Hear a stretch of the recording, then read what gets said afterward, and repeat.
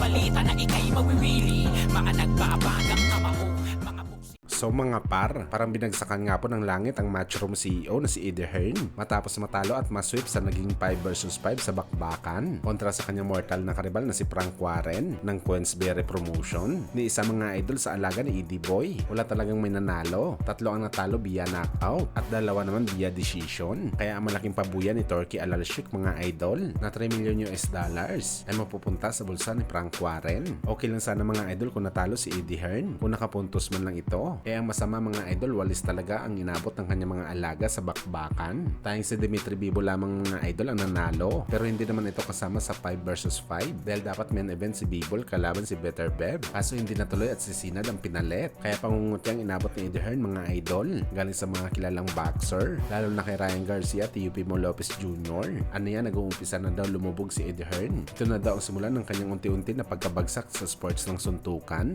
Kung matatandaan nyo mga idol, nauna na po sinabi ni Teofimo Lopez Jr. na binibigyan lang daw nito si Eddie Hearn ng 3 hanggang 5 taon. Mabubura na daw ito bilang promoter ng boxing sports dahil puro daw lugi ang kanyang mga laban at sinasayang lang daw nito mga idol ang pera na binibigay sa kanya ng The Zone. Noong April mga idol, ang inaasahan sana ni Eddie Hearn na magpapalago sa kanyang promotional company na si Devin Haney ay nasilap din kay Ryan Garcia. Nasayang talaga ang milyones na kikitain ni Eddie Hearn para sa mga future big fight sana ni Devin Haney kalaban sina Gervonta Tank Davis at Shakur Stevenson.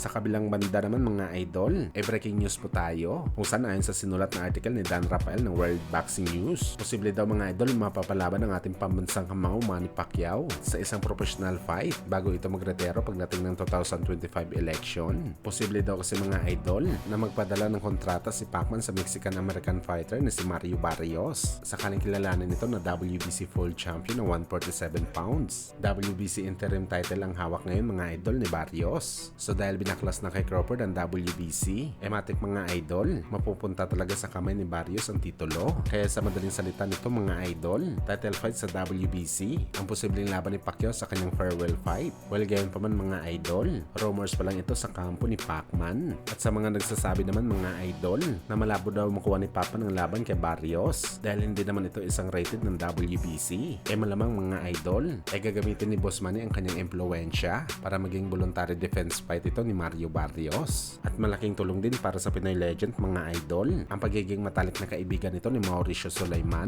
na siya naman ang presidente ng WBC. Kaya abangan na lang natin to mga idol kung makuha talaga ng Team Pacquiao ang laban kay Mario Barrios. Isang historic fight talaga ito mga idol para kay Pacman na sa edad na 45 anyos napalaban pa ito sa isang title fight. Malamang matalo manalo siya dito. Ulanin talaga ng papuri ang nag-iisang 8th Division World Champion.